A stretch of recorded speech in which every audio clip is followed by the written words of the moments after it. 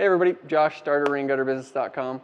Today we have a old display from a home show that I want to show you guys some positives and negatives on different screens and hoods and just leaf guards in general. So let's get going.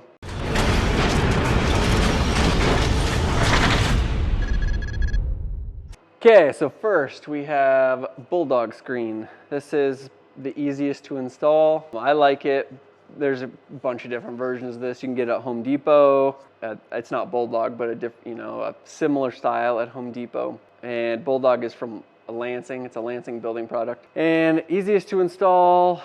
The only downfall of Bulldog is that it just is holes and wavy screen, and pine needles and shingle grit can get in there and eventually clog your gutters, especially if they're not pitched quite properly. So how I like to do this is just, if it's doable, slide it up onto the drip edge, pop it in, screw it into the front edge of the gutter with some white zip screws, and works really well. It's nice that it kind of has a built-in positive pitch to it. It sets on top of your hanger screws.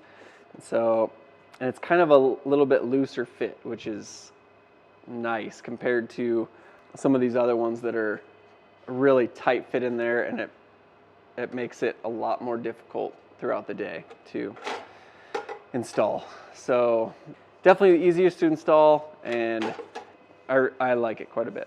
So probably what we recommend to like 80% of our customers that are just wanting a screen product. Okay, the next style of screens we have, this is micro screen. And this particular one is, I don't remember the exact name of it, but it's from Champion Gutter Guard.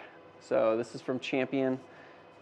I've found a few issues with this, especially when it's brand new. This is all oily, and so water will skate over this screen and just down the front of your gutter. So I've gotten a lot of callbacks from this stuff. And it does definitely filter out everything from your gutter, including water sometimes, which is a pain in the butt. What I've kind of ended up doing is just telling customers, okay, for the first month, you're gonna see a little bit of water coming over in the high flow areas just from water skating over that oily screen. So after it gets a little older, it works pretty good. The one thing that I've kind of learned recently is this stuff's really flat. The screen itself, like the aluminum tray in the bottom, and then the mesh that's built on top of it is all really sandwiched together. So water will go onto through the screen onto that aluminum base. And if you run this, it's so flat that it makes it easy to run out past the end cap.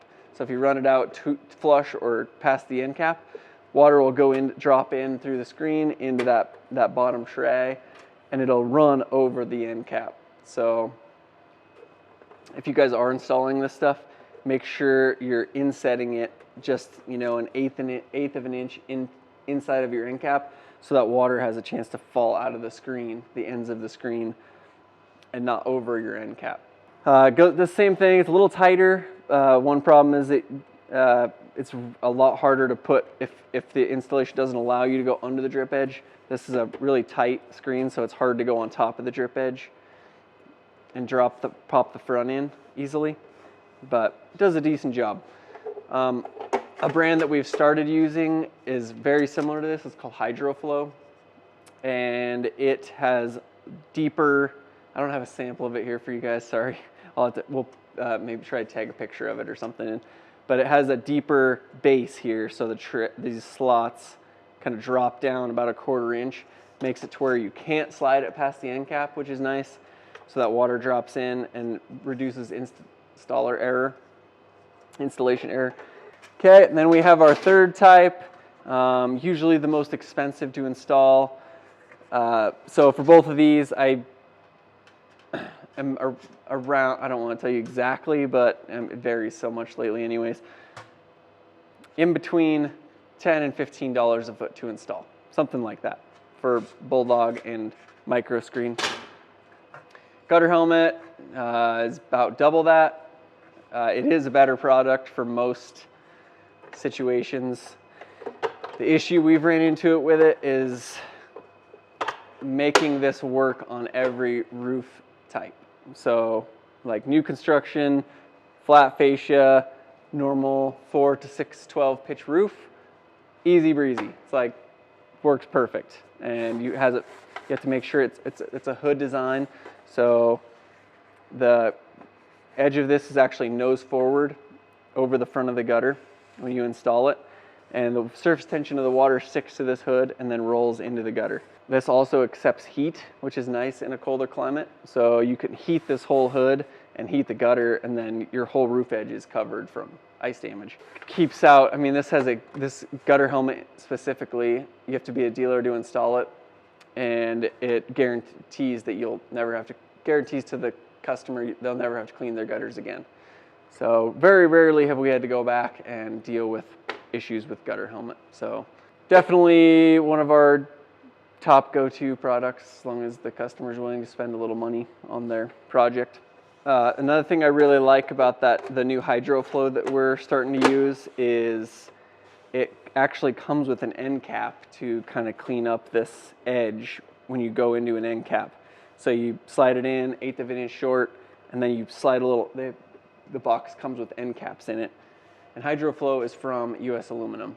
So it's nice that it has end caps that shipped in the box. You can throw them on, and it keeps that water going straight into the gutter rather than flowing over the end cap. And then the gutter helmet, when it's installed, you also, when you're at the end of a gutter, you run it flush with the inside of the end cap, and you have to build a little end cap for this to make sure it's mainly for birds really, from flying in there and building nests. So hope this helped you guys out a little bit. Just want to show you kind of the few different kinds of screens that we've dealt with over the past.